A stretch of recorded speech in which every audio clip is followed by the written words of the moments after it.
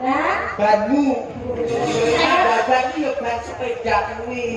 Dadine jaman rikala semono dulu nenek toko-toko sing istimewa kaya saiki kok tambal ban ki mlaku. Ban apa sing medeni? Yo kabeh ban nek mlingge sing bakal medeni to. Ban sepur yo medeni. Ban bis medeni. Sing medeni nek Apa? banci. Aku dene traktor birak-birak kok. Anu lho baik karo Mas Gareng. Menawi nembang lan ngatur lelagon wonten laladan wates niku kudu ngati-ati. Mriki niku daerah yang berbudaya. Paguyuban karawitan menika kathah sanget gamelan niku nganti kepangset. Mereka dipun bimbing, dipun bina, sinau sareng-sareng kalian Bapak Susilo Budi. Nggih, guru. Nggih. Mau sore ya wis tari-tarian. Nggih. Kula mujudake dadi tetenger ya, Lek. Betul. Harus Mas. Betul. Keluarga wates jenengan kene, keluarga sing budaya. Betul. Lan ninggalke marang seni tradisine. Tetep diuri-uri lestari lan urip ana ing wates kene. Amin amin ya rabbal Lah nek komplit Mbak niki panjenenganipun Bapak Susilo dipun aturi minggah wonten pepanggengan. Nggih. Monggo jenengan kang ngaturi nggih. Bapak Susilo Budi. Susilo Budi monggo dengan paring bau baikkan. Pak Susilo menika boten ngirani raos hormat kula dhateng panjenengan aturan dengan tindak wonten ing pepanggungan Pak Susilo. Nggih. Dipun sekopi nggih. Nggih, kelok barang main anu kersanipun sinom kelok barang nggih. Tasih lenggah nggih Pak Susilo nggih. Taksir Pak. Nggih. Monggo ketoprak Mas. Ya, repeke kelok barang. Duduk.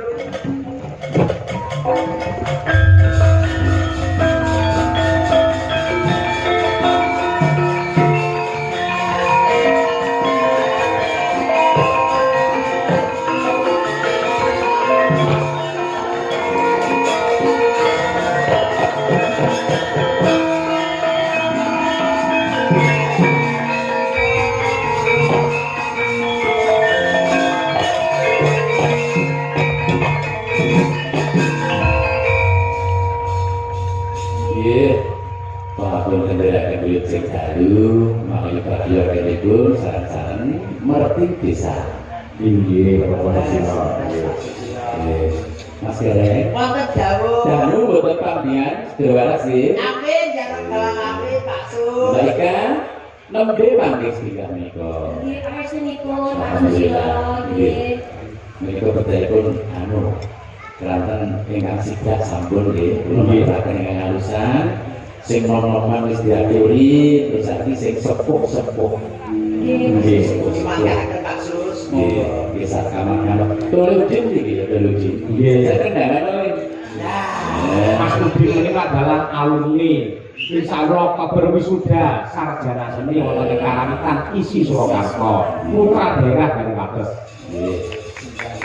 Lagi skripsi nggih. Ya ora sambung ora sambung ngadekno. termasuk satu-satunya mahasiswi yang dari Mahasiswa yang dari isi loh Mas. Dulu Wates itu. Leres nggih. Kula terbilang wonten ing ping kula menika senior cukup kondang ya. Nggih, ngono Pak Sus. Kasihan. Nggih. Wah, kenapa-napa Nggih. Nggih, mungkin langsung double senggak hukum Mas nggih. ora enggak nggih. Kersane dulu noda. Nggih, ngono Pak Sus. Nggih. Saged dipunwiti? Monggo Bapak. Nggih, sing laras Pak Camat, Pak Anggota Dewan, Pak Lurah sedaya yang sami rawuh. Nggih. Salah satu ngeteraken sifat pelakbaran. Susino selok barang, kowe dadi murid iso lho. Wah, pelok barang kok. Iso. Belas. Langsung keren. Oh, bolong iku nggih menurut saya nggih Pak Sus nggih. Nggih. Dengan rumiyin kan nggih ngasta wonten sekolah. Nggih. Nggih, elek-elek biyen aku ya mesti aku ngamen karo Pak Sus iki. Ngamen nang Sortero. Nggih. Boleh berkat bareng. Berkat bareng. Nggih, nyoba mboten nak tangi, mboten dawa kondo iki nggih, salah satu Monggo sasana wanci katur Bapak. Nggih. Musti kene jagat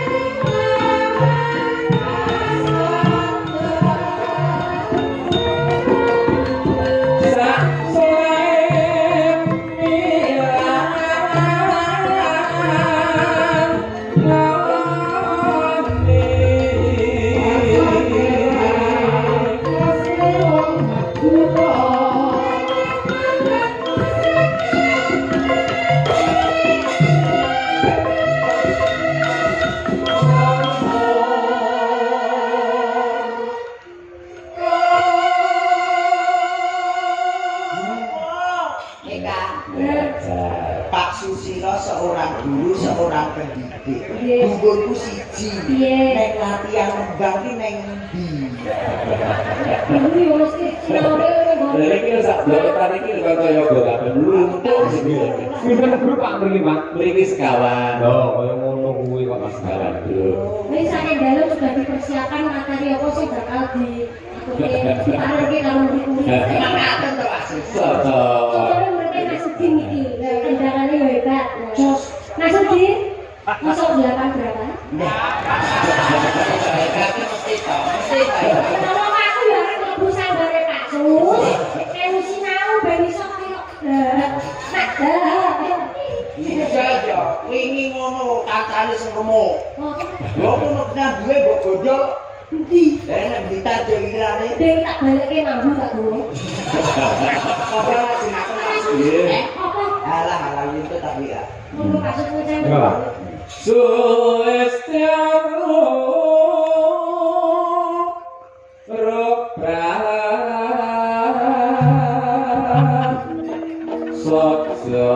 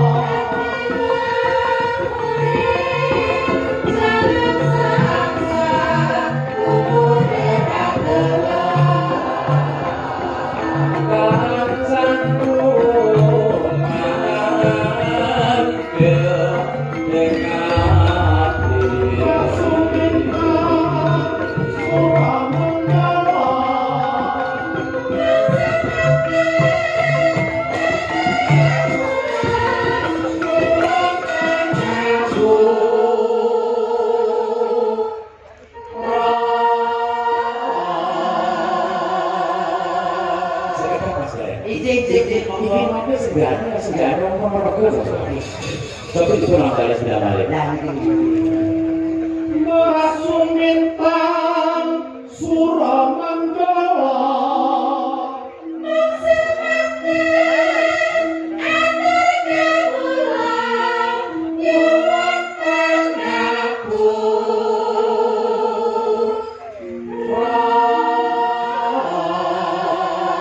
Ini jelas kan Mononogo Suminten. Suminten stres.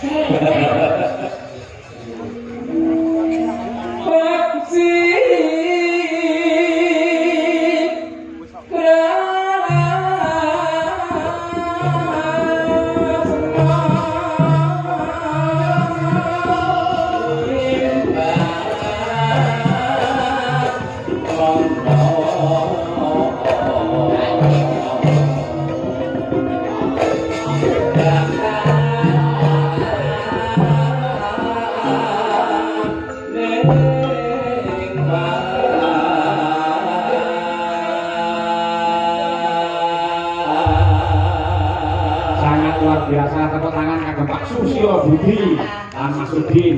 Wah, nggih. Mirasa mboten angger sinden saged elok barang ngeten.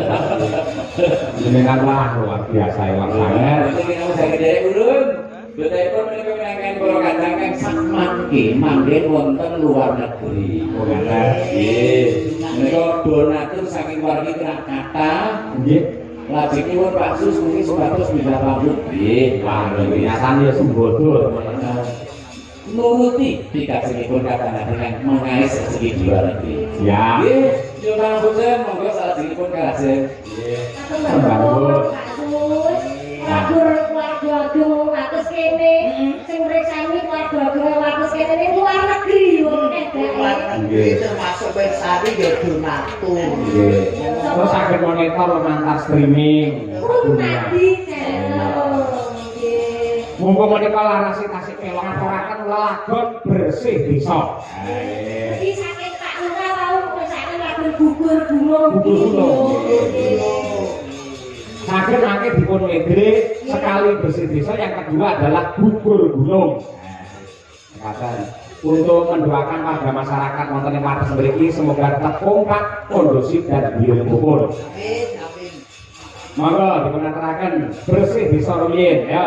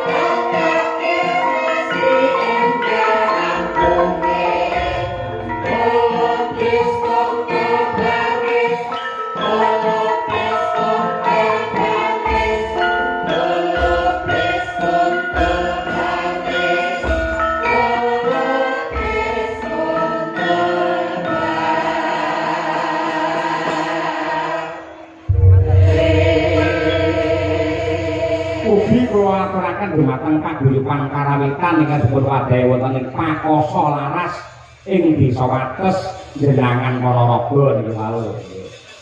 Baik kan ngantos buru-buru to, Mbak? Nggih. Wah, siap. Nuwun sewu Mas Karyo, Nggih. wonten jawilan saking panitia ambuh bilih menika ingkang kagungan Avanza AE 1266 SA warna silver, hasad lampu nyala terus, Mas. Sing kagungan Avanza AE 1266 SA hasilipun nyala terus, Mas nggih. Monggo Nggih, padamkan dulu. perhatian saking panitia sangat luar biasa. Mas Bareng, Mbak Eka. Nggih. mangke perkawis gojek kalajengaken wonten ing goro-goro. Kamundhut saking panitia bangun pura kencana tegesipun bangun dumateng gerbang yang indah menuju zaman keemasan untuk seluruh warga masyarakat ing Laladan Wates dipun pandhegani kalian Bapak Kepala Desa Munaji. Saged istirahat rumiyin kok tak rakit batuk gelar cerita. Nggih.